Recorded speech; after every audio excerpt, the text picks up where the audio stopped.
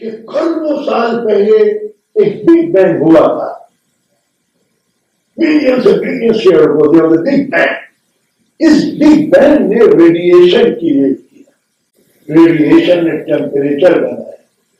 کروڑوں خربوں سال تک ٹیمپریچر پھیلا رہا, پھر کول ڈاؤن ہوا, زمین بنی, پانی برسا, کیڑے مکوڑے جیلی پیدا ہوئی, اور پھر ایوولوشن آف لائف میں انسان بندر سے ترقی کر کے انسان بن گیا. یہ ہے ایوولوشن آف لائف. اس کے کیا معنی ہوئے کہ زندگی جو شروع ہوئی وہ بگ بینگ سے ہوئی, وہ ایکسیڈنٹ تھا پلاننگ میں. تو جب ابتدا ایکسیڈنٹ ہے تو انتہا بھی ایکسیڈنٹ ہو. نہ آغاز میں کوئی منصوبہ, نہ انجام میں کوئی منصوبہ. تو جب زندگی کے دو پوائنٹ ایکسیڈنٹل پوائنٹ ہیں, تو پھر زندگی کے جو بیچ کا حصہ ہے اس میں پلاننگ کے کیا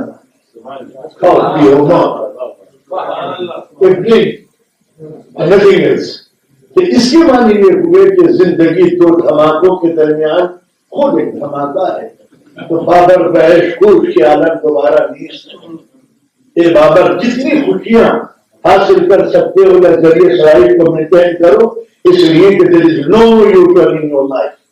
یہاں پھر پلٹ کے آنا نہیں ہے, پھر دوبارہ نہیں ہے. تو یہ زندگی کا ایک نقشہ کھینچا کہ حیات کیا ہے.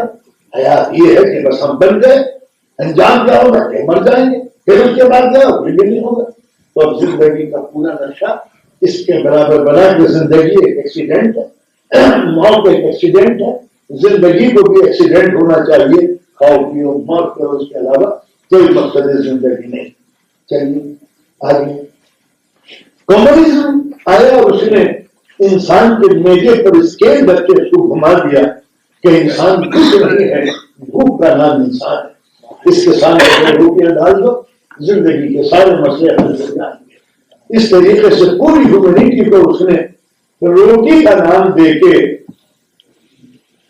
داستان ختم کر دی کہ انسان کچھ نہیں ہے, بھوک کا نام. جس دن کو ڈسٹریبیوشن آف ویلتھ ہوگا دنیا میں سکون ہوگا. لیکن یہ کہ ایکول ڈسٹریبیوشن کے بعد بھی خود رچا میں سکون نہ ہو سکا, اور باطل نظام کی شکم سے جو چیز پیدا ہوئی وہ ظاہر ہے کہ رسوائی, بدنامی, تباہی, بدکرداری. یہ مقدر ہے ہر باطل کا. اس لیے کہ باطل کے نظام میں تسلسل نہیں ہوتا, کنٹینیوٹی نہیں ہوتی, اور حق کے نظام میں کبھی فنا ہونا نہیں ہوتا. باطل کا نظام کبھی جیتا نہیں اور حق کبھی ہارتا نہیں. جس کا نام دنیا میں شکست رکھا وہ تن اور سر کی جدائی کا نام شکست نہیں ہے. سر اور تن کی جدائی کا نام فنا نہیں ہے. مقصد کا ہاتھ سے نکل جانا شکست. سب کو حاصل کرنا پتا. اب چاہے مقصد جتنا اونچا ہوگا قربانیاں اسی قدر ہوتی ہوں. تو آپ یہ نہیں کہہ سکتے کہ اتنی قربانیوں کے نتیجے میں موت لکھی. تو یہ موت یہ نہیں ہے موت جس کو آپ کہتے ہیں نفس کی آمد کا انحصار زندگی نہیں. سانسیں رک بھی جائیں تو انسان جیتا رہے گا. تو زندگی اس کا نام نہیں ہے کہ وہ مر گیا تو مر گیا. وہ خیر غلط بات ہے کہ باطل کو کبھی اس دنیا کے اندر حیات نہیں اور حق کو کبھی یہاں موت نہیں. تو یونیورسل سسٹم اللہ نے کچھ ایسا بنایا ہے کہ ہر قضیہ, ہر کنفلکٹ کو وقت کی عدالت میں اللہ نے لا کے رکھ دیا. چلنے دو, اگر باطل ہوگا تو خود مر جائے گا, اور حق ہوگا تو مارنے کے بعد بھی مرے گا نہیں. لہٰذا اسے کوئی جلد بازی وہ نہیں ہے, ورنہ ہر فرعون کا گلا دبا دیا جاتا, ہر نمرود کا موت آ جاتا, ہر یزید وقت بے سر ہو جاتا. مگر قدرت نے یہ کہا کہ آمنو یہ ہے ایڈیالوجی, وعملوا الصالحات یہ ہے اس کی فرق. اگر آمنو صحیح ہے تو عمل الصالحات کی منزل پر غلط رزلٹ نہیں آ سکتا. لیکن اگر ایڈیالوجی باقی ہے تو عمل کی منزل پہ آنے کے بعد رزلٹ نہیں ہوتا. تو لہذا اسلام ہر بات میں یہ کہتا ہے کہ عمل صالحات پریکٹیکل وے میں لے کے آؤ، پروو کرو کہ جو تم آمنو کہہ رہے ہو وہ سچ ہے۔ محسوس کیا کہ انسان نے میدے کو مرکز بنا کر ایک نظام حیات تیار کر دیا کہ انسان جب بھوکا ہوتا ہے کبھی رہتا ہے، لہٰذا اس کو روٹی دے دو مطمئن ہو جائے۔ انسان کو سمجھا کہ نہیں، نہ مارس نہ لیلن نہ کوئی اور، اس لیے کہ جس نے زندگی کو اپنی آنکھوں سے دیکھا تھا وہ نہج البلاغہ میں یہی کہتا ہے کہ ڈرو بھوکے شریف سے، شریر جب بھوکا ہوتا ہے تو خطرناک ہوتا ہے، اور بچوں پیٹ بھرے رزیل سے، رزیل کو اگر پیسہ مل جاتا ہے تو بدماشی کرتا ہے، تو کوئی ضروری نہیں کہ میدا بھرا ہوا ہو تو سب شریف ہوتا ہے۔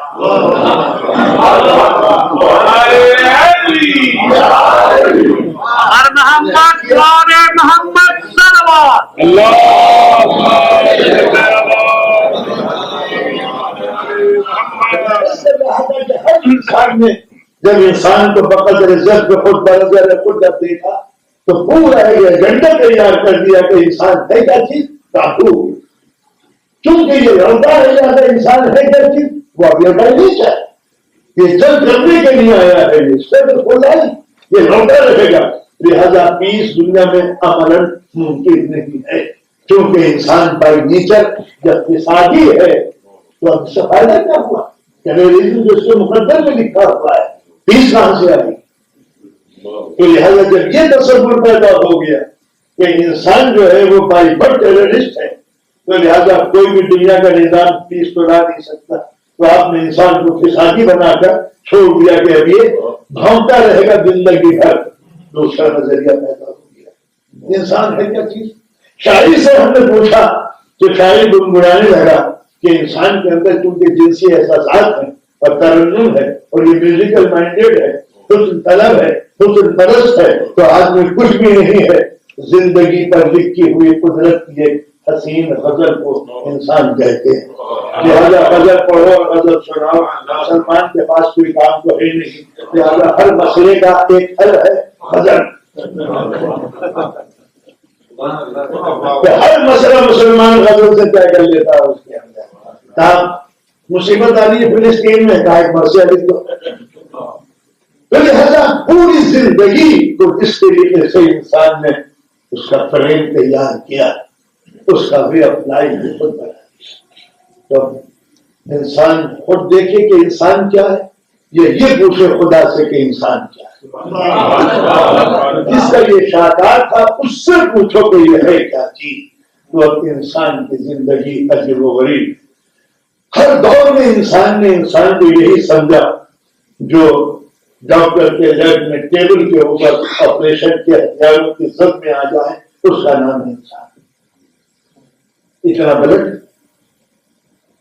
اتنے خون، اتنا گوشت، اتنا رد، اتنا پٹھے، یہاں کے ساتھ ایناٹومی کو انسان سمجھ لیا کہ انسان ہے کیا چیز، گوشت اور خون کا لوٹڑا ہے، بس کچھ ہے۔ تب چاہیے کہ جب زندگی صرف نام ہے دل کی دھڑکنوں کا تو خون کم ہو یا خون زیادہ، اس کے علاوہ بھی مذہب ہونا بھی نہیں چاہیے، لیکن اسلام نے انسان کی زندگی کا ایک نیا نقشہ تیار کیا کہ اس ایک روپ میں تین روپ ہے، ایک تمہاری فزیکل لائف ہے، ایک مینٹل لائف ہے، ایک اسپرچل لائف ہے۔ جب ان تینوں کو جوڑ دو گے تو ایک زندگی بنے گی۔ اب اسلام جو قانون پیش کرتا ہے اس کی تین بنیادیں، perfection of physical life, perfection of mental life, perfection of spiritual life. ان تینوں کو پرفیکٹ بنا دو، جب ان تینوں کو ملا دو گے تو ایک پرفیکٹ انسان بنے گا۔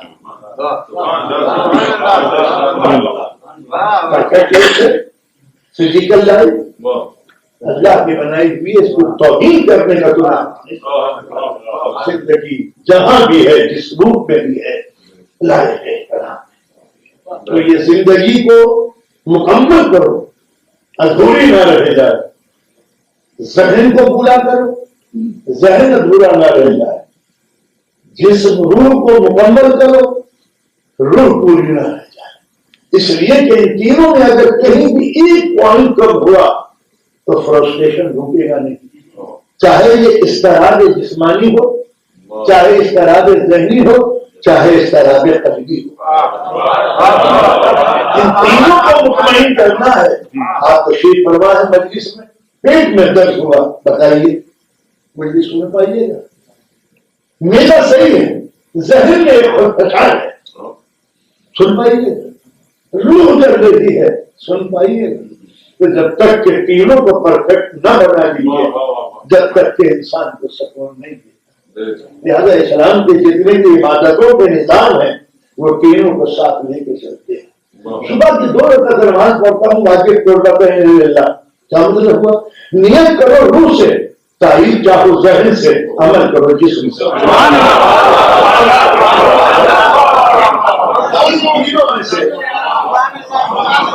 کسی ایک چیز کو نکال دیجیے.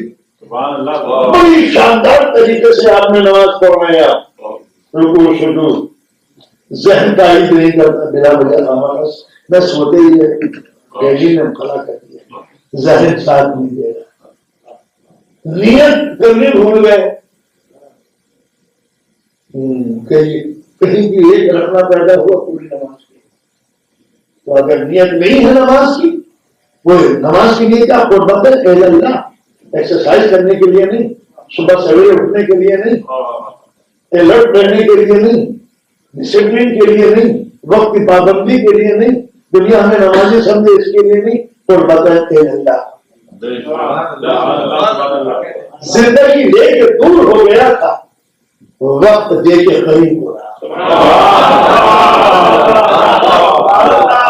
اسلامی ٹیکنالوجی یہی ہے کہ ہم نعمتیں لے کے دور ہو گئے تھے, وہ یاد دلاتا ہے واپس کرو. تو جتنا واپس کریں گے, جتنا بیکورڈ پریشر ہوگا, اتنا ہی فاصلہ آگے ہوگا. دنیا کا نظام. تو لہذا اسلام نے جو سسٹم بنایا وہ جسم کے لیے, ذہن کے لیے اور روح کے لیے. ہماری مجلسوں کا عنوان یہی رہے گا, perfection of physical body, perfection of mental power, perfection of spirit. یہ ہے کہ جب انسان مکمل ہو جاتا ہے, یہیں سے عصمت کی بحث آتی ہے کہ کامل انسان کس کو کہتے ہیں. معصوم کو کامل نہیں کہتے. تکمیل بشر کا اصطلاحی نام سلمان ہے. جو سلمان کو ڈیزائن کرے وہ معصوم.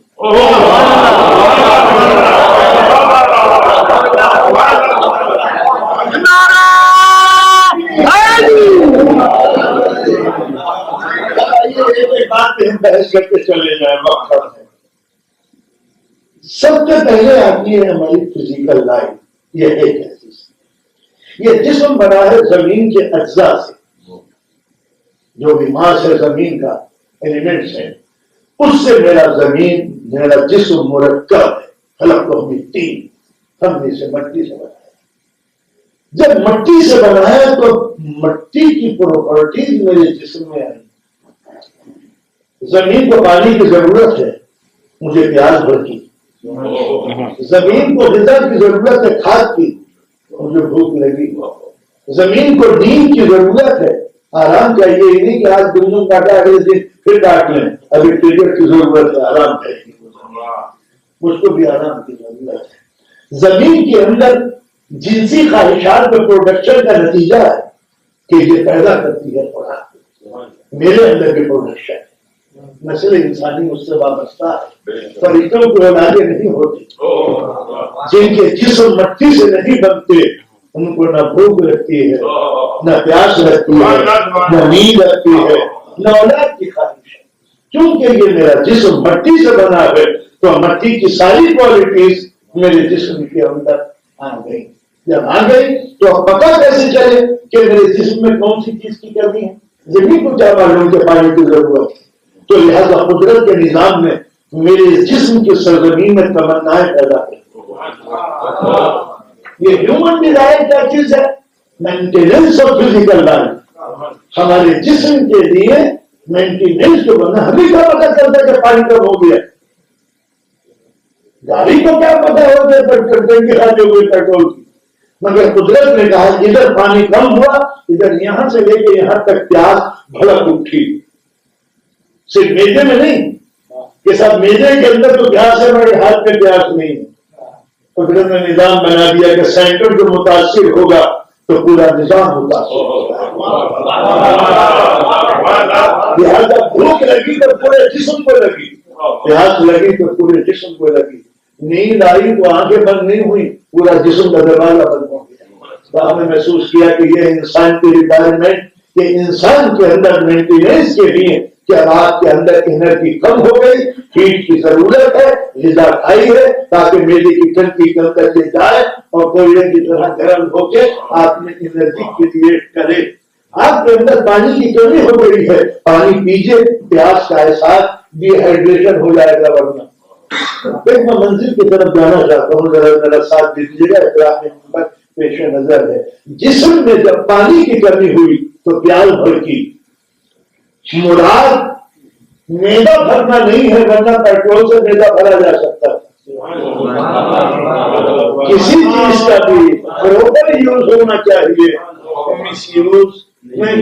یہ بھی لکوڈ ہے، پی لو، مٹی کا تیل کرپشن ہے، کیا پریشانی ہے، میرے میں کلر تو جائے گا نہیں۔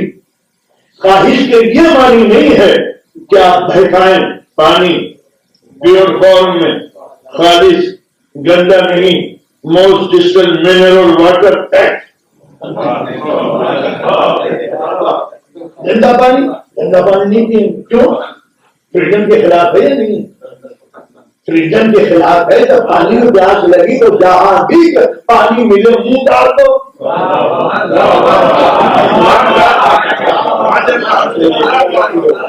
خدا کے شکر میں محنت نہیں کرنی پڑے تو کہیں بھی جہاں لکوڈ فارم میں پانی ہو منہ ڈال دو۔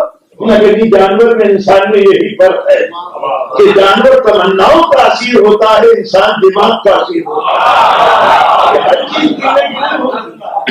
ہر چیز پینے کی نہیں ہوتی، اس لیے کہ میری تمناؤں کے پہلو کے اندر کچھ اور بھی تو دنیا ہے، ایک ملک کی دنیا ہے، ایک حیوان کی دنیا ہے۔ ملک اس زندگی کو کہتے ہیں جس کے پاس انٹلیکٹ تو ہے مگر ڈیزائر نہیں۔ اینیمل لائف اس کو کہتے ہیں کہ جس کے پاس ڈیزائر تو ہے انٹلیکٹ نہیں۔ انسان وہ ہے کہ جس کے پاس تمنائیں بھی ہیں اور شعور کی طاقت بھی ہے۔ تو ملک اس زندگی کو کہتے ہیں کہ جس کے پاس خرد ہے، عقل ہے، تمنائیں نہیں۔ خرد نہ ہوتی تو جبرائیل وہاں جو ہوتے، عقل وہاں لے جاتی ہے، تمنائیں نہیں لے جاتی۔ سدرا کی منزل پر رہنے والوں کے لیے عقل ضروری ہے، تو اب اندازہ لگائیے کہ اس کی عقل کتنی بڑی اسٹینڈرڈ ہوگی کہ جہاں ملک کی عقل پیچھے ہو جائے اور بشر کی عقل آگے ہو جائے۔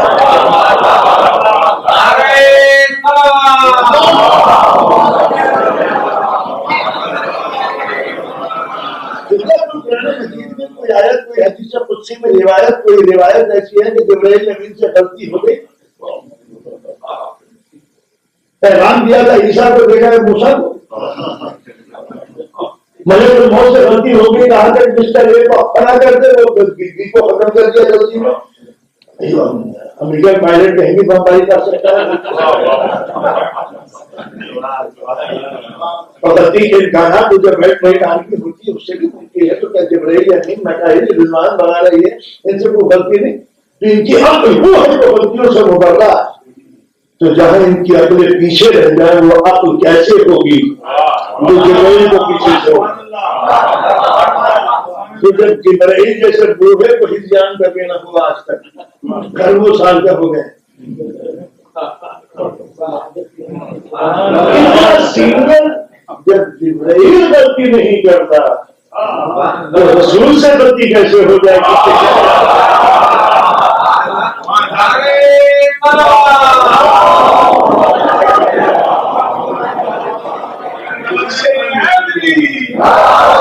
اس سے معنی یہ ہے کہ جبرائیل کے اندر عقل ہے، عقل نہ ہوتی تو وہ روانی ہو، سدرا کی منزل کیسے نہیں ہوتی؟ مگر جبرائیل امین میں ڈیزائر نہیں، تمنائیں اگر ہوتی تو پھر ہر چیز مشکوک ہو جاتی۔ قرآن مجید میں جو حوروں کے متعلق ایک لفظ ہے، اور المقصورات فی القیام یا اور المطہرات ازواج المطہرات، یہ مطہرات ختم ہو جاتا اگر فرشتوں کے دل میں تمنا ہو۔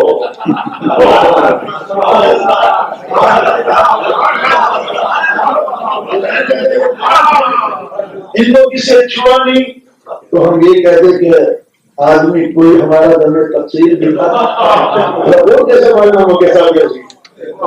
تو یہاں تو غزلیں ہوتی ہیں میر تک میر کی، اگر کہیں وہاں فرشتوں کے اندر بھی تمنائیں ہوتی تو جنت کے سبزاروں پہ نہ جانے کتنی غزلیں لوگ، کتنے جنت کے دریچے کھل جاتے اور کس قدر ہجاب کے قصے مشہور ہوتے اور کس قدر سختی و تعبیر ہو کہ ہٹو ہٹو خبردار کوئی نظر نہ اٹھائے ورنہ مومن عمل چھوڑ دے گا، مومن عمل چھوڑے نہ چھوڑے رب تو دین چھوڑ دے گا۔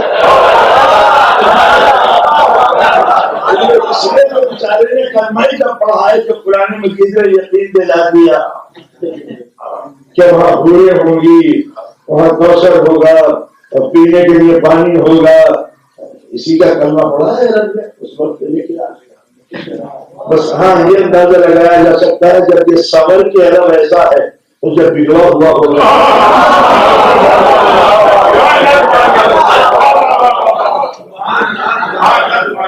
تو لہذا ملک اسپرٹ وہ چیز ہے کہ جس کے پاس عقل تو ہے مگر تمنائیں آرزو و خواہشیں نہیں ہے، نہ گھر بنانے کی تمنا، نہ گھر بسانے کی تمنا، نہ گوشت میں لینے کی تمنا، نہ گوشت میں آنے کی آرزو، نہ اولاد کی خواہش، کچھ نہیں، کسی تمنا کی طریق پر اتر نہیں جاتا۔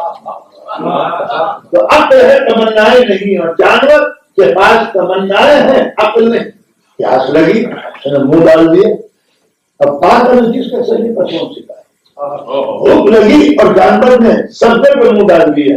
اب کون بتا کہ یہ سبزہ مسجد کا ہے، امام باڑے کا ہے، وقت کا ہے؟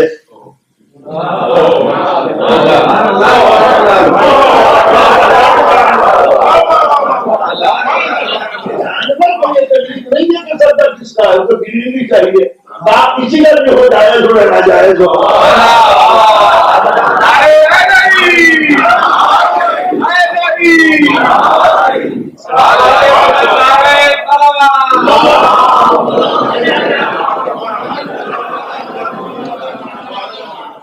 طریقہ اس کو کہتے ہیں جس کے پاس عقل و تمنائیں نہ ہو، جانور اس کو کہتے ہیں کہ جس کے پاس تمنائیں ہیں عقل نہ ہو، انسان اس کو کہتے ہیں کہ جس کے پاس عقل بھی ہے تمنا بھی ہے۔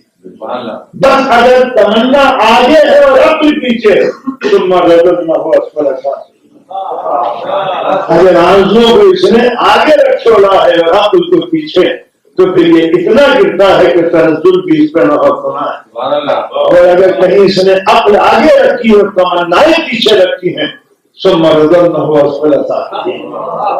یہ ہے انسان کے اندر بیلنس کہ کس طریقے سے آپ تمناؤں اور بیلنس کیسے کیا جائے، سوال ہے یہ جو اصل جھگڑا پڑتا ہے انسانی زندگی کے لیے کہ یہ تین چیزیں، جسم کو نہ دو تو جسم میں اضطراب، ذہن کو نہ دو تو ذہن میں اضطراب، قلب کا حصہ نہ ہو تو قلب میں اضطراب، کہیں بھی کوئی اتنا پریشان کون ہے انسان۔ آپ تشریف فرما ہے اگر ہر چیزیں آپ ٹکا کباب کھا کے آئے ہیں اور گوشت کا کوئی دیکھا دانتوں کی خالی جگہ پہ جگہ جما کے بیٹھ گیا ہے تو کان ضرور مجلس سننا ہے مگر زبان کو قرار نہیں ہے، جب تک کہ خارجی کو نکال نہ دے سکون نہیں ملتا۔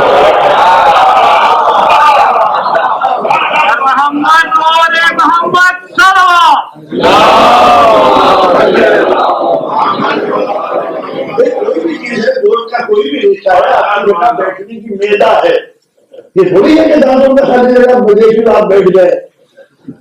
ہر آدمی اگر اسی طرح خالی جگہوں پہ بیٹھنے لگے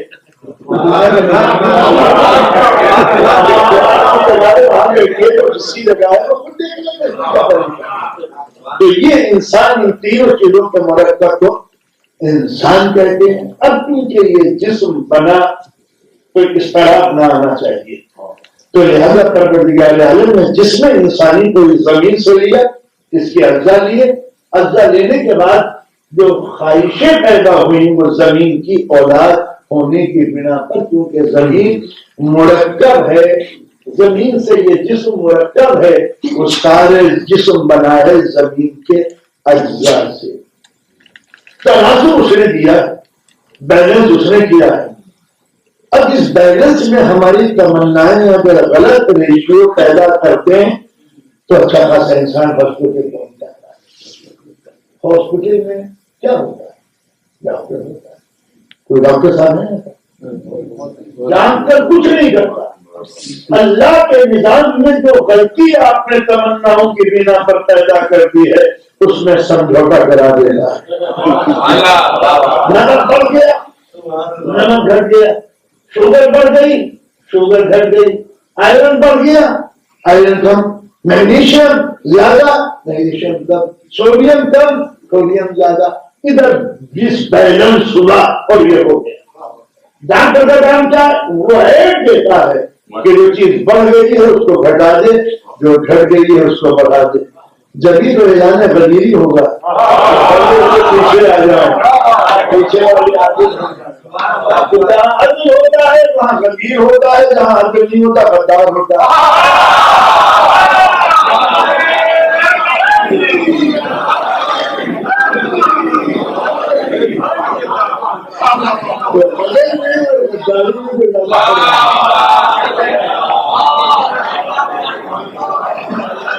تو اللہ کے نظام کے اوپر ڈاکٹر کو یقین. پورا میڈیکل سائنس اسی پر منحصر ہے کہ اللہ کے بنائے ہوئے نظام میں کوئی رخنا نہ پیدا ہو جائے. کوئی ایسا سسٹم، کوئی ایسا کلچر، کوئی ایسی ہیبٹ، کچھ ایسے آپ کے انداز کہ جس سے اللہ کے بنائے ہوئے نظام میں رکھنا پیدا ہو جائے. بس وہیں سے بیمار ہو جاتا ہے. آپ نے اپنے حصے کی شوگر زیادہ کھا لی، پلیز نہیں شوگر. آپ نے نمک زیادہ کھا لیا، بلڈ پریشر کا مریض، پلیز ذرا نمک کو اوائڈ کی. کہا بہت مزیدار ہے، کہا زندگی اس سے زیادہ مزیدار ہے. تو لہٰذا اللہ نے جو ریشیو بنایا ہے، آج تک دنیا کا کوئی ڈاکٹر یہ نہیں کہہ سکتا میں نے فری شوگر آدمی پیدا کر دیا. میں شوگر کی ضرورت نہیں، نمک کی ضرورت ہی نہیں، آئرن کی ضرورت نہیں، کیلشیم کی ضرورت نہیں، کاربن کی ضرورت نہیں. اللہ نے جتنا بیلنس رکھا ہے اتنا ہی لن تغیر سنت اللہ تبدیلا. جب اس چھوٹے سے نظام میں جسم میں اللہ کی ترتیب کو بدل دو گے تو بیمار پڑ جاؤ گے. جس میں اسلام کی ترتیب بھی بدل جائے گی تو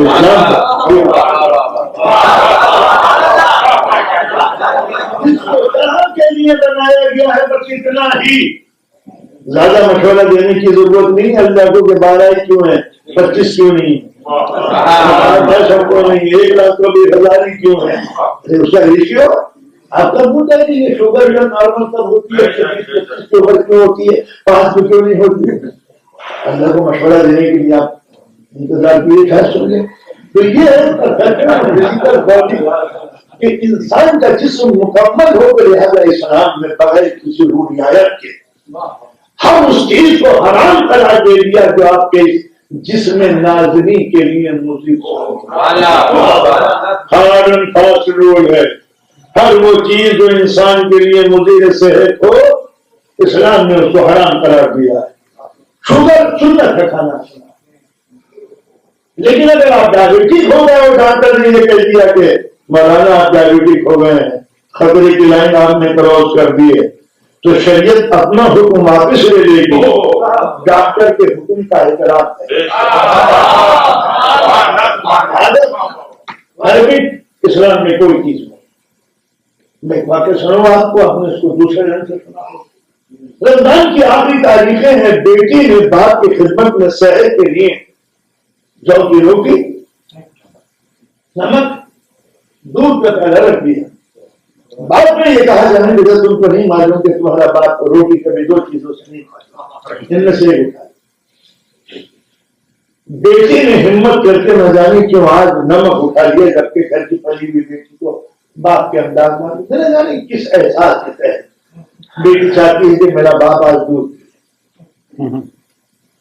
تو تم کو معلوم نہیں کہ ہم کبھی دودھ نہیں پیتے. دودھ اٹھا لو، نمک دے ہو گیا. اب جب ضرورت لگی ہے ملازہ فرمائیے، اب آیا تبھی ڈاکٹر حکیم.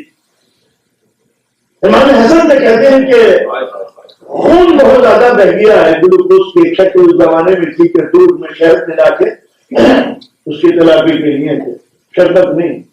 شربت تو آ گیا ہے، دودھ میں شہد ملا کے ان کو دیا جائے، بریڈنگ کی سب سے ہو گئی۔ اب وہی دودھ آیا جو رات بیٹی نے رکھا تھا، منع کر دیا۔ اب چونکہ طبیب کہہ رہا ہے حسن، انہوں نے حسن سے کہ تم اب دودھ پلاؤ، وہ علی نہیں کہتے کہ میں نے زندگی میں کبھی دودھ نہیں کیا تو ابھی نہیں پیوں۔ حضرت علی نے قانون بنا دیا کہ اس جسم کے لیے اپنی عادتوں کا خیال مت کرو، جان کر جو ہدایت کے لیے پر عمل کرو، تاکہ جسم کی اہمیت کا اندازہ لگایا جا سکے کہ تمہارا جسم کس انداز کا ہے۔ لہذا اسلام نے اس جسم کو پرفیکٹ رکھنے کے لیے حکم دیا کہ وہ ہر وہ غذا جو تمہارے جسم کو کسی کلائمیٹ میں نقصان دے دے وہ تمہارے لیے شرم جائز نہیں ہے۔ جیسا نقصان بڑھتا چلا جائے گا شریعت کا حکم بھی بڑھتا چلا جائے گا۔ معمولی نقصان کرو، زیادہ نقصان کرو، بہت زیادہ نقصان، تو جتنا جسم کو نقصان کوئی چیز پہنچائے گی، چاہے وہ کھانے کی ہو، چاہے پینے کی ہو، چاہے پہننے کی ہو، اگر پیور ریشم سے آپ کے اندر پوزیٹو چارجز نقصان پہنچ رہا ہے تو اسلام ریشم کو، پیور ریشم کو حرام قرار دے دے گا، اس لیے کہ وہ پوزیٹو چارج ہے، آپ نگیٹو چارج ہے، آپ کے پڑھنے سے جسم میں نروس سسٹم مردانہ نروس سسٹم کمزور ہو جاتا ہے، ضرورتیں ختم ہو جاتی ہے۔ لہٰذا عورت کے لیے جائز ہے لیکن مرد کے لیے جائز نہیں ہے، اس کے معنی ہے کہ اس کا نظام جسم اور ہے، آپ کا نظام جسم اور ہے۔ اسی طرح سونا پہننے سے پیور سونا، آپ کے اندر نزاکت کا احساس پیدا ہوگا، اور اسلام مرد کو مرد دیکھنا چاہتا ہے۔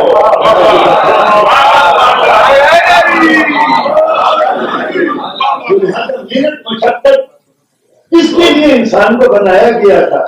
ہم آ گئے اپنے وطن چھوڑ کے یورپ امریکہ، اب کیونکہ یہاں لذتیں زیادہ تھی ہم لذتوں میں پڑ گئے، ہم نے تو دریا چادر بچھائی لیٹ جائے پکڑتے یہاں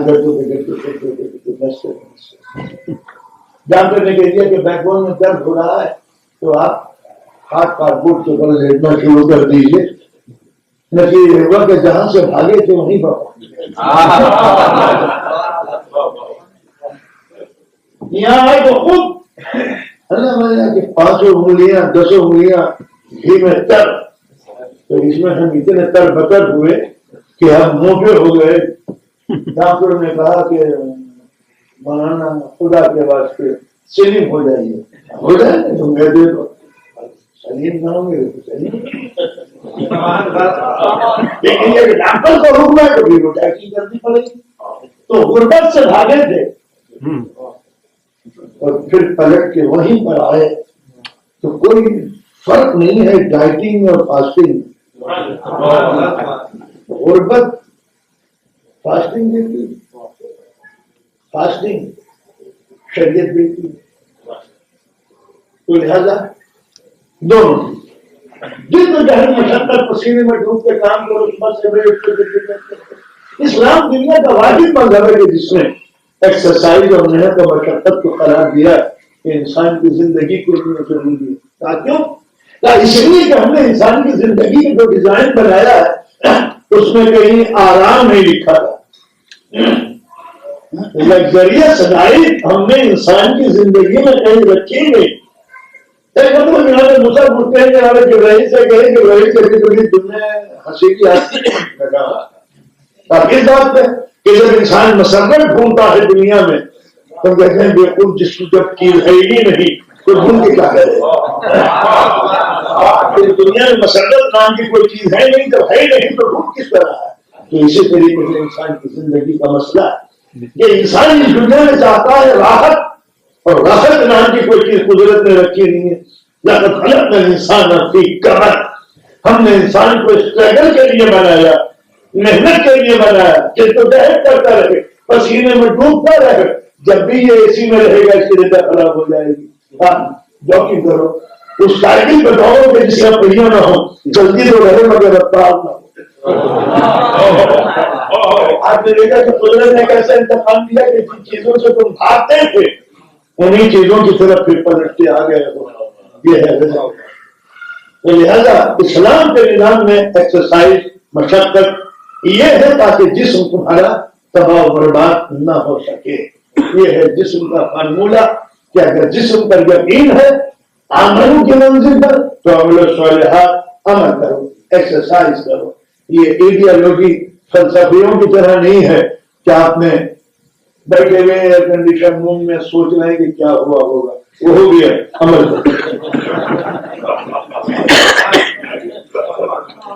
تو لہٰذا اسلامی ایڈیالوجی کے تحت اپنے جسم کو مکمل بناؤ.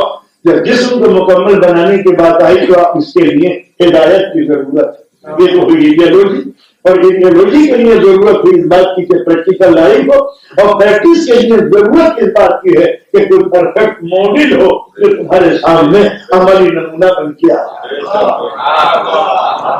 لہٰذا اسلام نے جو انبیاء بھیجے اس کا کام یہ نہیں تھا کہ تم کو روزہ نماز بتائیں. ایمان اس لیے نہیں آتا کہ تم کو یہ بتائیں کہ نجس کیا ہے پاک کیا ہے.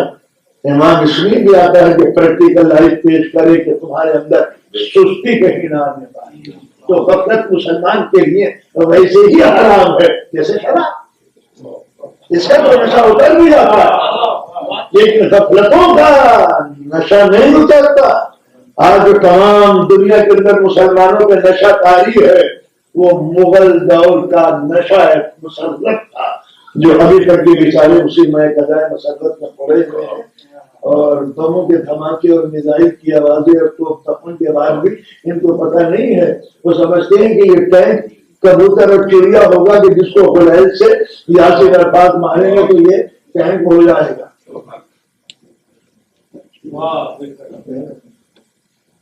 قیادتی سے پتہ چلتا ہے کہ نیت کیا ہے کہ جو قوم میں پوٹینشیل بنے، طاقت بنے، گرمی بنے غلیل سے مارو تاکہ طاقت ختم ہو جائے، ان کو تکلیف نہ پہنچ پائے. یہ ہوتا ہے کسی قوم کے رہبر کا غلامی کا اثر کہ کوئی ہمارے مد مقابل نہ آ سکے. قوم کا رہبر ہوگا جو قوم کو لڑنے کے لیے زندگی کا سلیقہ نہ سکھا سکے. اسلام کو یہ کہہ رہا کہ جب مذہب تلوار لے کے آئے تو مسلمان جو بخار لے کے آئے. یہ تناسب تو ہر دور میں ہونا چاہیے.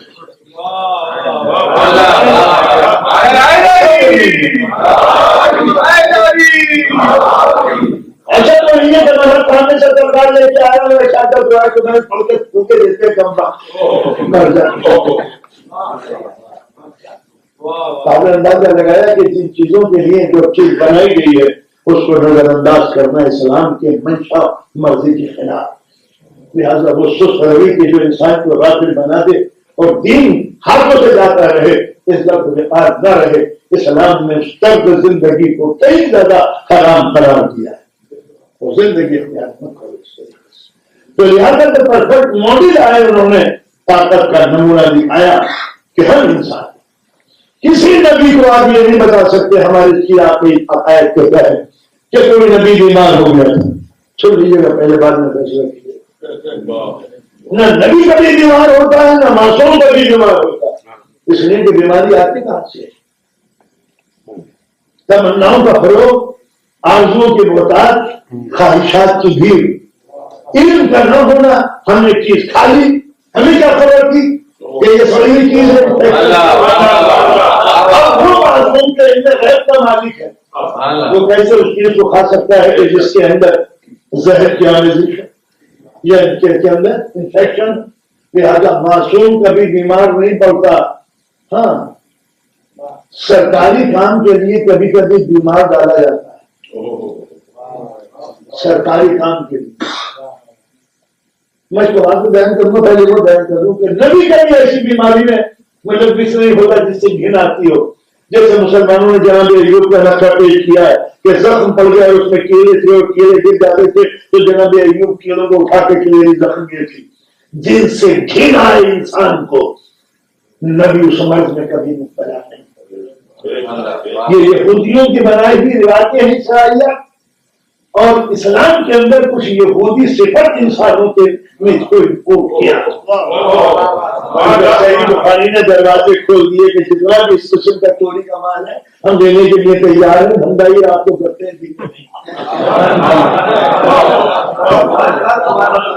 ساری روایت بخاری کی ماشاءاللہ اسی قسم کی ہے کہ جس کو ایک جگہ میں رات کو دکان کھلتی ہے یہ کیا کام ہے کہ جب دنیا سو جاتی ہے کہ یہ دکان کھلتا ہے، تعبیر پیتل کاریگر میں کام ہوتا ہے. پتا چلا کہ رات کو جو مسلمان کاریگر چراتے ہیں وہ رات کو لالا کے یہاں بیچ جاتے ہیں. تو لہٰذا جب ایسے دھندے ہوتے ہیں اسی کو سیکھنے امام بخاری میں ماشاءاللہ یہ خوبی تھی کہ ان کے دھندے رات کو کھلتے تھے اور سارے قابل احبار کی روایت ابو ہریرہ رضی اللہ تعالیٰ عنہ کے چینل سے سب اسلام کے اندر آتے رہے.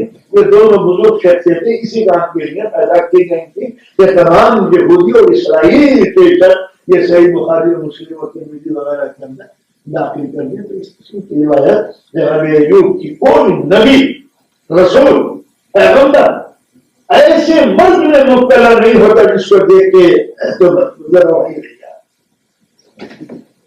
اب میں نے کہا کہ ضرورت معصوم کو بیمار ڈالا جاتا ہے. جیسے خیبر کے دن رسول کے سر میں درد تھا، ان کی آنکھیں دکھ رہی تھی. عالم جمہوریت کے ہاتھوں میں آ گیا.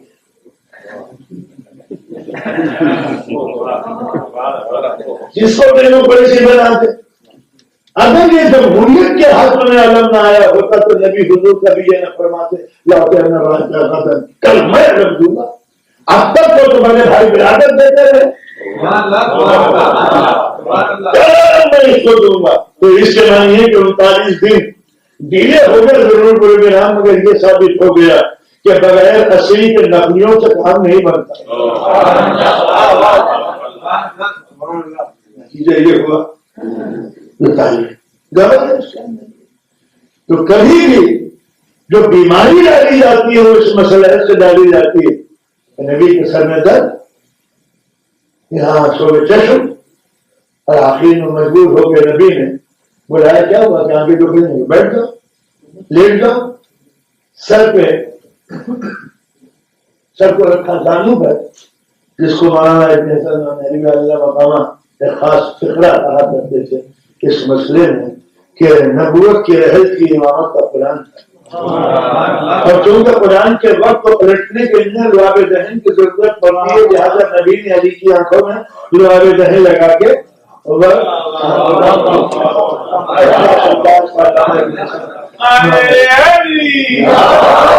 کبھی کبھی بزرگ شخصیتوں میں یاد کرتے رہنا چاہیے.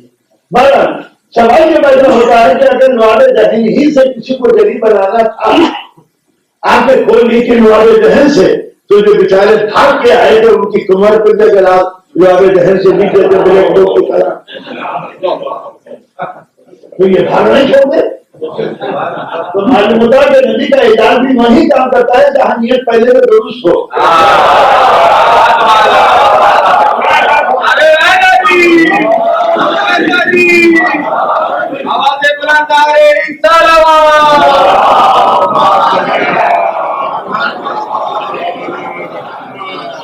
لہذا معصوم کو کبھی بیماری نہیں ہوتی. کربلا میں جس معصوم بیمار کے لیے آپ سنتے ہیں وہ خود مشاہد خدا بندی کہ بیمار ڈالا گیا بیمار نہیں، اس لیے کہ امام جب صدائے استغاثہ بیان کرے علم الناصرین تو جس کے کانوں میں، جس حیات کے کانوں میں یہ آواز جائے اس وقت نصرت امام واجب ہے. اگر امام صلی اللہ علیہ کی بظاہر ہوش میں ہوتے تو کربلا میں جہاد واجب ہوتا. نتیجہ وہ ہوتا کہ جو میدان جنگ میں مادی طریقے سے جانے کا ہوتا ہے وہ امام حسین کے لیے، لہٰذا امام سجاد کی شہادت بھی ممکن تھی. لہٰذا جب تک امام صدائے استغاثہ بلند کرے، امام اس منزل میں رکھا جائے کہ وہ مکلف نہ ہو سکے جنگ کا. لہٰذا بیمار ڈالا جاتا ہے. نارملی معصوم نہ کوئی ایسی غذا کھاتا بدہضمی ہو، بیماری ہو جائے، اس لیے کہ آرزو کی بنا بازارہ کھا لیا بیمار ہو گئے، یا پتہ نہ تھا کہ کیا تھا زیادہ کھا لیا، تو لہذا معصوم کبھی بیمار نہیں ہوگا. اور مسلمانوں نے ایک نقشہ کھینچا ہے امام علی کا بڑا پیارا کہ امام اور ہماری یہاں بھی روایتیں آ گئی غلطی کی بنا، امام علی کا قد بڑا چھوٹا تھا، بال گنجے سے، کلائی اور ہتھیلی کا سائز ایک جیسا، جسم پہ لمبے لمبے بال۔ یہ مسلمانوں نے تصویر بنائی بڑی خوبصورت ہے، اور اس طرح اور تو کوئی عیب نہ نکال سکے۔ کسی اسلامی آرٹسٹ کو یہ خدمت انجام دی کہ ذرا تصویر بگاڑو تاکہ دل کی تسکین ہو سکے۔ لیکن اب سوال یہ پیدا ہوتا ہے کہ جب علی کے یہ اسٹرکچر ہم دیکھتے ہیں تو عجیب سا احساس ہوتا ہے کہ اس کائنات میں رسول اعظم سے زیادہ کوئی خدا کا محبوب نہیں، اور نبی کا اس دنیا میں سیدہ کے علاوہ کوئی محبوب بیٹی نہیں۔ تو کیا سیدہ جیسی خوبصورت حسین معصومہ کے لیے رسول کو کوئی پیارا سا دولہا نہیں ملا؟ چھوٹے سفر کا پیٹ نکلا ہوا، ٹھنڈے سفر کا، تو یہ چوائس نبی کی تھی؟ پتا چلا کہ نبی کی چوائس نہیں تھی، اللہ کی تھی۔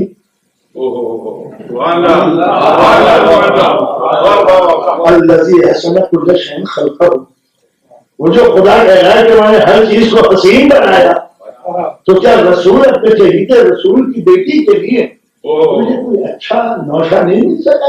چھوٹا سا پیٹ نکلا ہوا، یہ کیا چیز؟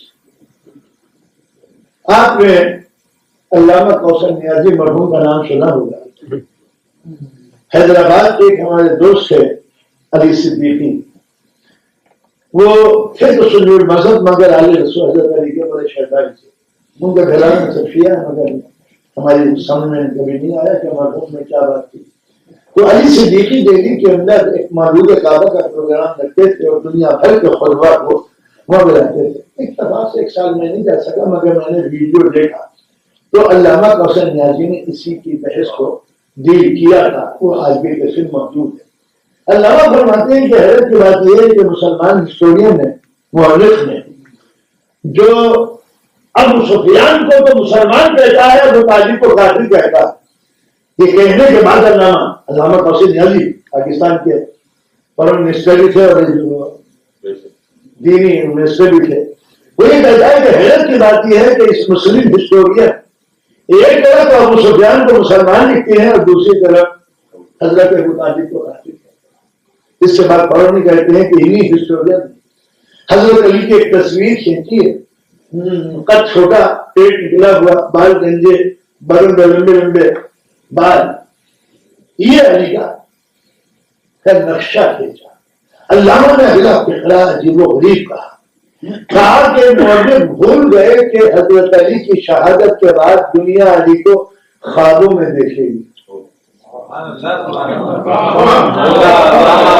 اور خواب کی تصویر اور مسلمانوں کی بنائی ہوئی تصویر میں زمین و آسمان کا فرق ہوتا ہے، یہ علامہ نے کہا۔ ایک مرتبہ میں امریکہ آ رہا تھا اور سے سفر کر رہا تھا، کراچی میں علامہ تشریف پڑھنا تھے، وہاں پر کلاس میں غریب آدمی پیچھے بیٹھا ہوا تھا، میں نے اپنا کارڈ بھیجوایا، وہ خود علامہ تشریف لائے، آئیے میرے پاس بیٹھیے، اور میں نے ذکر کیا ان کی کامیاب تقریر کا، تو انہوں نے شکریہ ادا کیا۔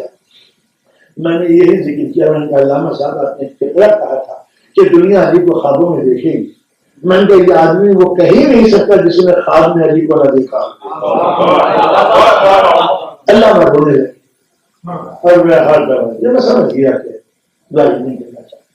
تو آپ نے محسوس کیا کہ دنیا نے حضرت علی کی تصویر کو اس طرح بنایا کہ جیسے کوئی نقص ہو ہے، لیکن اب تاریخ کے حوالے سے پوچھیے، عرب کی تاریخ گواہ ہے کہ عرب کی پوری تاریخ میں سب سے زیادہ تغیر و قامت جناب ہاشم کی وفات کے بعد ان کا بیٹا عبد المطلب، تمیز ترین انسان، حضرت عبد المطلب کے 10 بیٹے، ان میں 2 بیٹے انتہائی تغیر القامت، حضرت عبداللہ و حضرت ابو طالب۔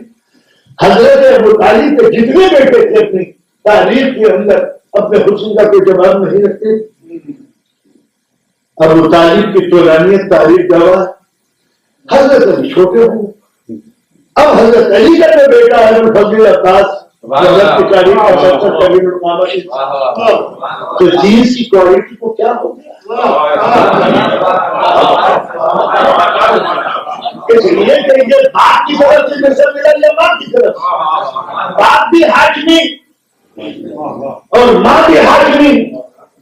تاریخ میں یہ گواہ ہے کہ اکثر تاریخ کے جیسے ہمارے ملتی ہے امام کی زندگی میں کہ فلاں امام کی ولادت ہو رہی تھی تو کچھ خواتین آئیں بیوی کے وقت، تو جناب حلیمہ خاتون کے یہ جملے ہیں کہ ایسا معلوم ہوتا تھا کہ رات میں آنے والی ہیں عبد المطلب کی بیٹیاں ہیں، اتنی طویل قامت۔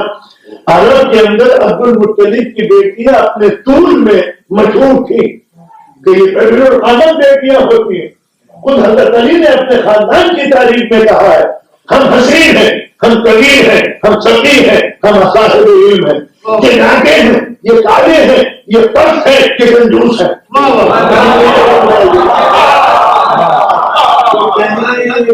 بدلا لینے کے لیے تو علی کا سائز چھوٹا نہیں کرتے، اس لیے کہ میرے واقعہ پر مطلب سوچی میں مشہور اٹھے ریسرچ اسکالر، تو انہوں نے لاؤ کچھ معلوم کریں تو 300 سال سے زیادہ بزرگ تھے، شام کے پیچھے پہاڑ کے اوپر زندگی گزار رہے تھے۔ ان کو معلوم ہو یہ پہنچ گئے، جب پہنچ گئے تو انہوں نے کہا کہ اے صاحب تم نے کیا جناب حاکم کو دیکھا ہے؟ تو یہ نبینا تھے، 350 سال کی عمر تھے۔ انہوں نے نظر اٹھا کے کہا یہ آنے والے کوئی یہودی ہے مجوسی ہے یا یہودی مجوسی؟ میں مسلمان ہوں۔ ہم مسلمان ہیں، میں سلام میں دعا ایک دم جاری میں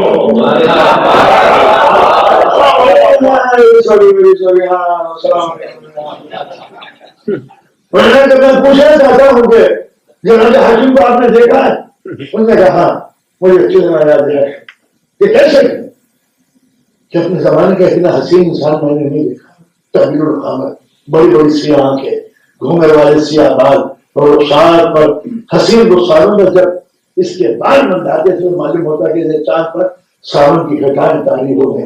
اس کے گھر کے دروازوں کے سامنے گرم تندور کی مہکتی ہوئی روٹی دور بھوکوں کو بڑھاتے تھے، اور اس کے گھرانے کے سبیلے چھڑکتے رہتی تھے۔ کسی کا کوئی مال کھویا جائے حاکم سے مانگ لے، کوئی لٹ جائے حاکم کے پاس فریاد کو چلا جائے، کوئی مارا جائے قصاص حاکم کے سے۔ اتنا حسین انسان میں نے اپنی زندگی میں نہیں دیکھا۔ اب معاویہ اپنے پورے کور کے سامنے سارے درباری تھے، تو سب سن رہا ہے پہلے کہ پوچھا تو نے امریکہ کو دیکھا؟ ہاں دیکھا۔ کیسے تھے؟ کیسے؟ کالا چیچکدار ناٹا ایک نکلا ہوا ڈنڈا سر۔ تو یہ بات ہے امیہ کا لیوی یوں آپ نے لگایا حضرت علی کے اوپر۔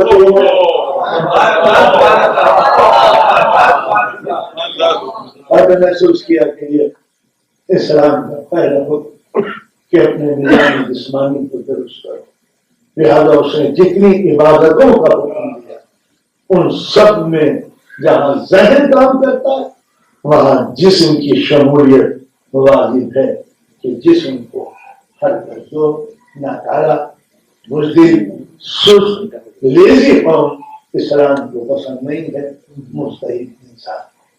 لہذا کوئی بھی اسلام کی عبادت ایسی نہیں ہے کہ جس کے اندر عمل شامل نہ ہو۔ لہذا جہاں نماز روزہ واجب، وہاں جتنے بھی شریعت کے احکامات ہیں وہ سب عمل سے متعلق ہے کہ نیت ذہن میں ہو، دل میں ہو، اور عمل اس جسم میں کیا جائے تاکہ جسم انسان کا نارمل رہے۔ یہ فزیکل کنسپشن ہے، اور دنیا کا واحد مذہب اسلام کہ جس میں صحت مند رہنا عبادت کراتی ہے۔ کہ آپ صبح سویرے اٹھیے، صبح سویرے اٹھنے کے بعد تیرنا اپنی اولاد کو سکھائیے، ایکسرسائز اپنی اولاد کو سکھائیے، اور 7 برس تک جب ہو جائے تو ایک نیا جملہ ہے علی کا جو دنیا سے پہلے واقف نہیں تھی، اپنی اولاد جب 6 برس کا ہو جائے تو اسے علم اور ہنر کی تعلیم دو، صرف علم نہیں، پروفیسر مت بناؤ، اسے پریکٹیکل لائف میں اس کو پیش کرو۔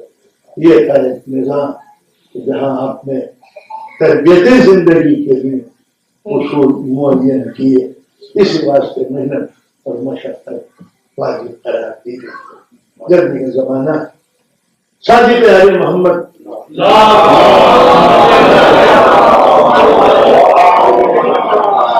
پسینے میں شرابو گزار چلا رہا۔ یہ ایمان صادق ہے، روزوں سے دوسرا امام آگے جو اپوزٹ ہونا چاہیے۔ دیکھتے بکتے فجر میں رسول، یہ گرم زمانہ، یہ چلتی ہوئی دھوپ کا مزہ۔ اس وقت کوئی پرندے اپنی آشیانے سے باہر نہیں آتا۔ آج دنیا کمانے میں کتنے حریص ہیں کہ آپ کو یہ بھی خبر نہیں ہے کہ چلتی ہوئی دھوپ میں آپ کی پیشانی کا پسینہ قدم تک پہنچ گیا ہے۔ امام نے قصور کہا ہے، اب انہوں نے کہا میں اس لیے محنت کر تاکہ میری ضرورتیں غیر کے آگے ہاتھ پھیلا کر نفس کو ذلیل نہ ہونے دیں۔ یہ تھا اسلام کی وقتی لگائی کہ جہاں حضرت علی علیہ السلام نے 9 باغ اپنے ہاتھوں سے لگائے، یہ دنیا کو بتانے کے لیے کہ اسلام عمل کرتا، مگر عمل وہ عمل کے جس کا عقیدہ بہتر ہے۔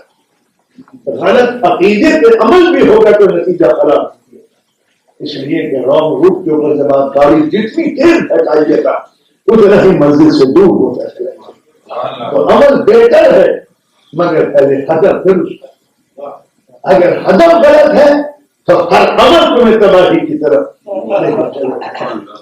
تو اسی طرح شریعت کی پابندی ضروری، مگر شریعت کی پابندی کے لیے ضرورت اس بات کی ہے کہ آپ کے عقائد میں کہیں شوق نہ ہو۔ اس لیے کہ بد عقیدگی کے بعد اگر عمل کیا بھی آپ نے 1 لاکھ نماز پڑھنے کی نیت کر بھی لی تو جتنے سجدوں کی کثرت ہوتی چلی جائے گی 2 اور نصیب ہوتی چلی جائے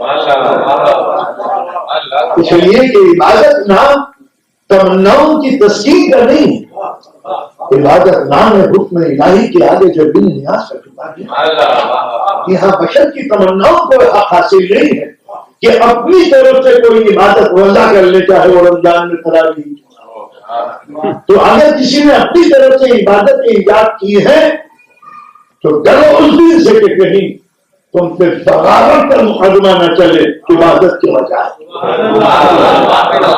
کہ نئی چیز شریعت پیش کرنا، اللہ کو مشورہ دینا اور نبی کے دین میں نقص نکالنا۔ تو لہذا پابندی کسی نے امام محمد باقر علیہ السلام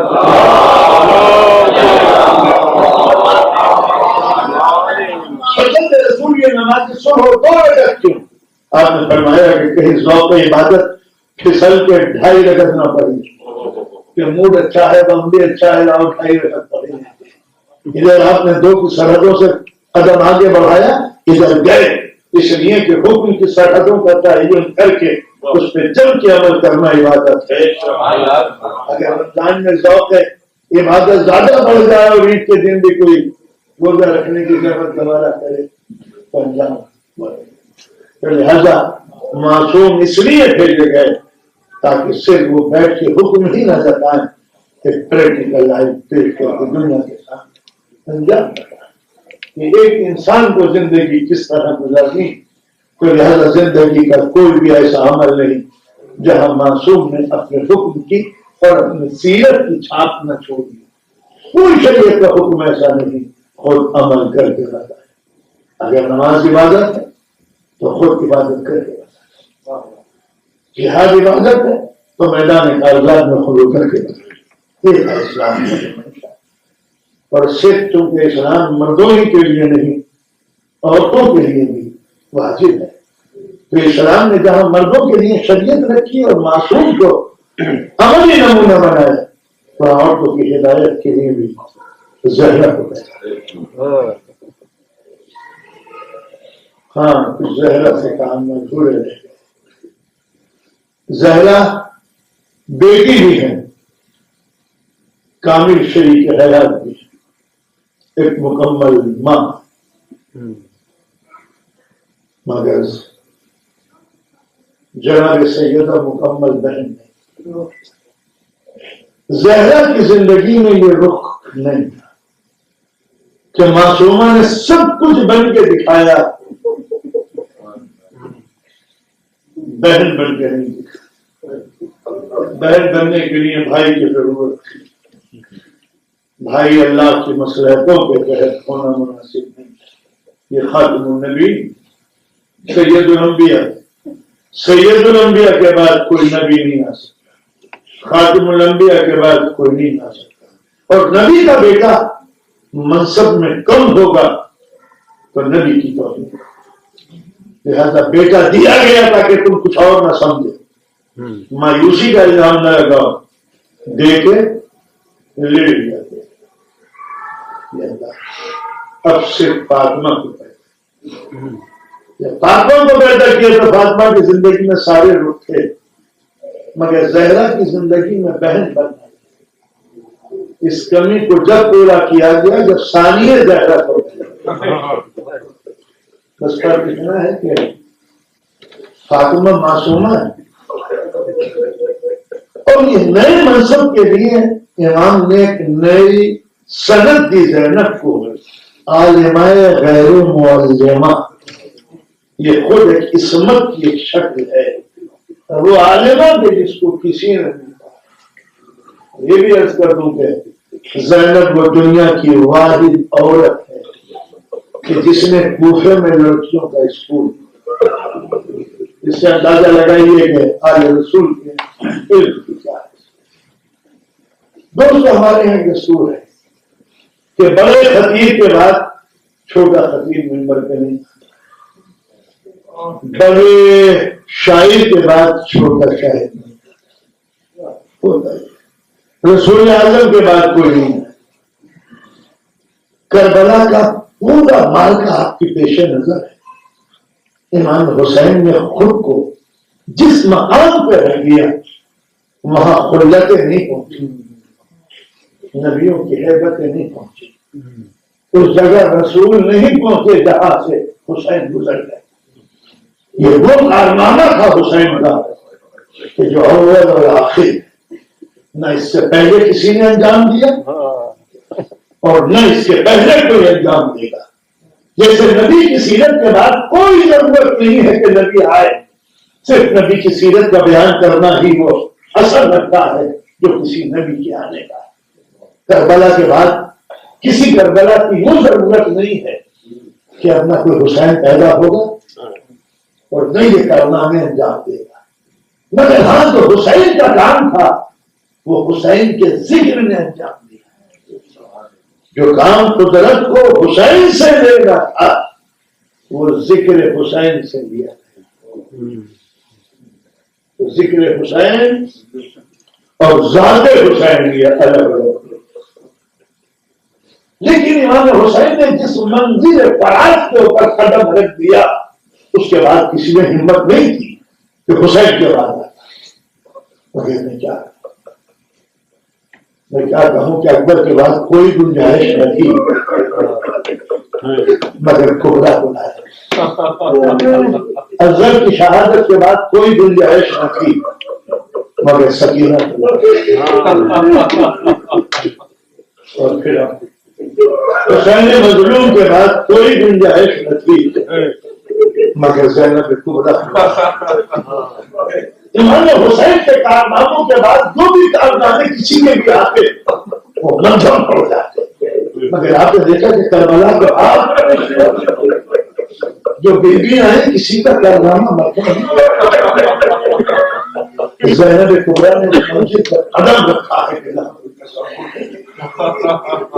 محرم زیاد کے دربار میں آج رسول کا لکا ہوا فاصلہ پہنچا ہے. ایک مرتبہ ابن زیاد نے فخر سے کہنا شروع کیا زینب تم نے دیکھا کہ خدا کا شکر ہے کہ جس نے ہمارے امیر کو فتح بخشی.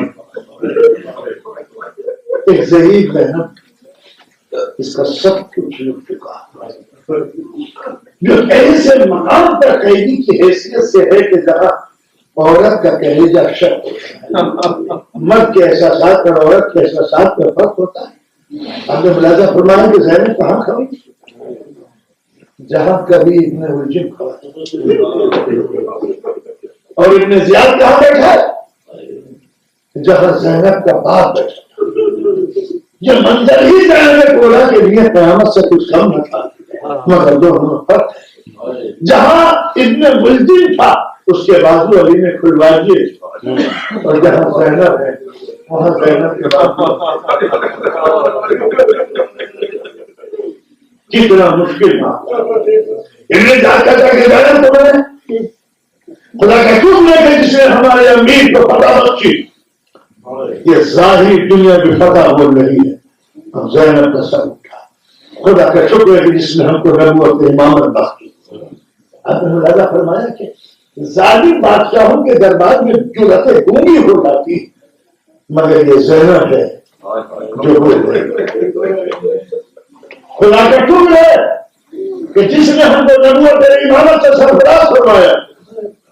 نے کہا زینب تم نے دیکھا کہ کتنی جلد میرے لشکر نے تمہارے جوانوں کو خاک و خون میں غلطہ کر دیا۔ زینب کہتی ہے ابن زیاد میرے جوانوں کی موت کا ذکر کرتے میرے دل کو کمزور نہ بنا، یہ دیکھ کہ جہاں میرے جوانوں کے دم نکلے ہیں وہاں تمہارے ہزاروں سپاہیوں کے دم ٹوٹ گئے۔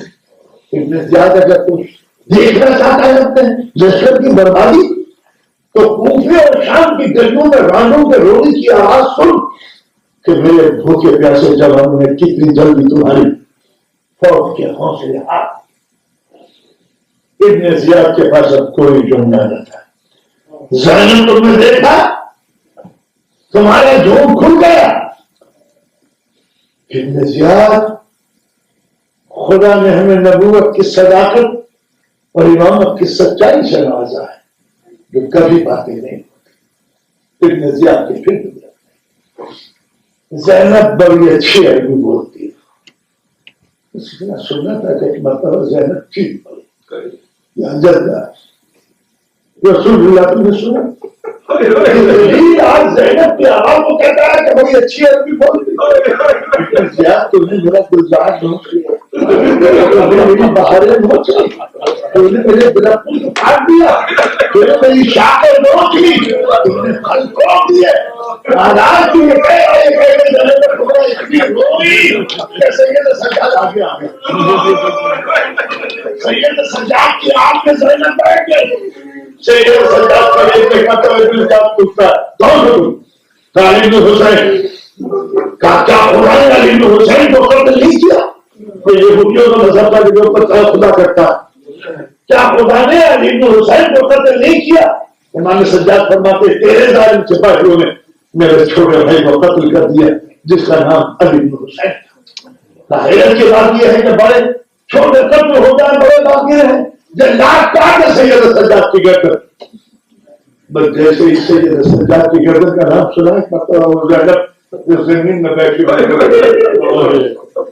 ابن زیاد کیا کہا تھا کس کی گردن کاٹنے کے لیے کہا؟ علی بن حسین کی۔ ابن زیاد کی کوئی نہیں کہ نبی کی نسل میں اب کوئی علی کے علاوہ نہیں، کم نے مان تو کیا تو نبی کی نسل کو منقطع کرنا چاہتا ہے؟ ہاں زینب میں چاہتا ہوں کہ یہ نسل ہی منقطع ہو جائے کہ تو نبی کی نسل کو منقطع کر رہا ہے۔ اب زینب پلٹی، پلٹنے کے بعد وہ دربار کو خانوں تماشائی تھے، زینب نے ایک ایک کے چہرے پہ نظر ڈالی، اٹھو نبی کی نسل کو بچا، تم صحابی ہو اٹھو نبی کی نسل کو بچا لو۔ زینب نے پورے دربار کا ایک کھڑکا ایک ایک سے کہا اٹھو نبی کی نسل کو بچا لو، نبی کی نسل کو بچا لو، کوئی نہ اٹھا۔ اب زینب ایک مرتبہ ابن زیاد کے سامنے آئی، زینب زیاد کو جانتا ہے کہ میں کون؟ علی کے بیٹے، تم میرے خاندان سے واقف ہے؟ ہاں، ہاشم کے چشم کے راہ خاندان ہاشمی کی بیٹی زینب۔ تجھے معلوم ہے کہ کبھی ہمارے خاندان کے کسی بزرگ نے کسی سے کوئی چیز مانگی؟ میں کچھ کہہ رہی ہوں ہماری نسل میں کسی کو دیکھا ہے تم نے کہ کسی نے کوئی چیز مانگی ہو؟ ابن زیاد سر چکا کیوں ہے؟ ابن زیاد میں نے سوال کیا ان سے ہماری نسل میں کسی نے کچھ مانگا ہے؟ ابن زیاد کہتا ہے نہیں زینب تمہاری نسلوں نے دنیا اٹھائی ہے، کبھی کسی کی حال اب دوست کو زحمت کہتے ہیں زیاد میں مانگوں اگر میں سوال کروں گی تو دے گا زیاد کا کام لگا زیاد میں نے تجھ سے سوال کیا تو مانگوں گی تو دے گا زیاد چپ کیا ہوگا تم کو میں مانگنا چاہتی ہوں حاکم کی خدمت کرے گی دے گا ابن زیاد نے ہمت کر کے کہا کہ بیٹی تم نے کبھی کسی سے کچھ نہیں مانگا موقع تو نہیں جائے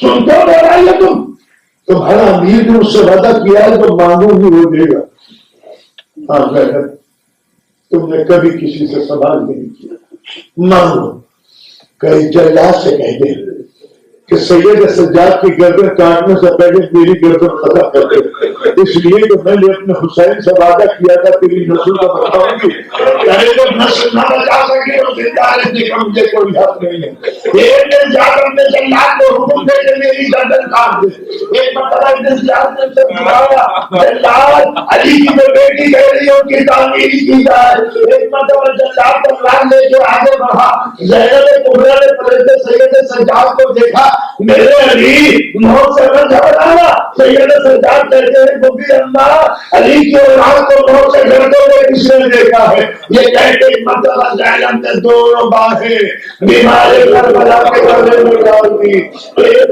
ساتھ پہلے تو ڈال کے ہی گردن کا فیصلہ کرے گی جیسے ابن زیاد کے روبے نے تلوار اٹھائی جلاد نے ایک مرتبہ انس صحابی رسول چیخ مار کے کھڑا ہو گیا ایک دن زیاد روک لے جلاد کو دوسرے صحابہ کرام کھڑے ہو گئے ایک دن زیاد سے ایک بات سن رہے جب ہم کافر تھے کافر اس وقت بھی ہم نے کسی عورت پر ہاتھ نہیں اٹھایا ایک زیاد اب ہم مسلمان ہیں یہ نبی کی بیٹی ہے جس پر قتل کرنے کو